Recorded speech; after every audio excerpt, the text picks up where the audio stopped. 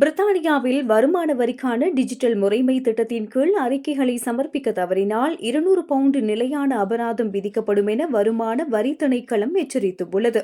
இத்திட்டத்தின் முதற்கட்டத்தின் கீழ் வரக்கூடிய 8,64,000 தனிநபர் வியாபாரிகள் மற்றும் வீட்டு உரிமையாளர்களில் இதுவரை 4,36,000 பேர் மட்டுமே தங்களது முதலாவது காலாண்டு அறிக்கைகளை சமர்ப்பித்துள்ளனர். எனினும் 4,00,000 பேர் இன்னும் தங்களது அறிக்கைகளை சமர்ப்பிக்க தவறியுள்ளனர். இத்திட்டம் அறிமுகப்படுத்தப்பட்ட முதல் ஆண்டில் காலக்கெடுவை தவறவிட்ட 4,00,000 பேருக்கு எந்தவித அபராதமும் விதிக்கப்பட மாட்டாது. எனினும் அடுத்த வரியாண்டு முதல் அறிக்கைகளை சமர்ப்பிக்க தவறினால் புள்ளிகள் அடிப்படையிலான அபராத முறை அமுல்படுத்தப்படும். காலாண்டு காலக்கெடுவை தவறவிடும் ஒவ்வொரு முறைக்கும் ஒரு அபராத புள்ளி வழங்கப்படும். இவ்வாறு ஒரு வரி செலுத்துவோர் 4 புள்ளிகளை சேர்த்தவுடன் அவர்களுக்கு 200 பவுண்டு நிலையான அபராதம் விதிக்கப்படும்.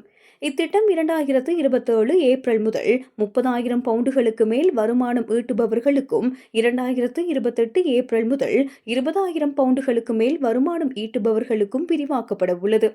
இன்னமும் இத்திட்டத்தில் இணையாதவர்கள் மற்றும் அறிக்கைகளை சமர்ப்பிக்காதவர்கள் உடனடியாக பொருத்தமான மென்பொருட்களை பயன்படுத்தி தங்களது வரிச் சுருக்கத்தை சமர்ப்பிக்குமாறு நிபுணர்கள் அறிவுறுத்தியுள்ளனர்.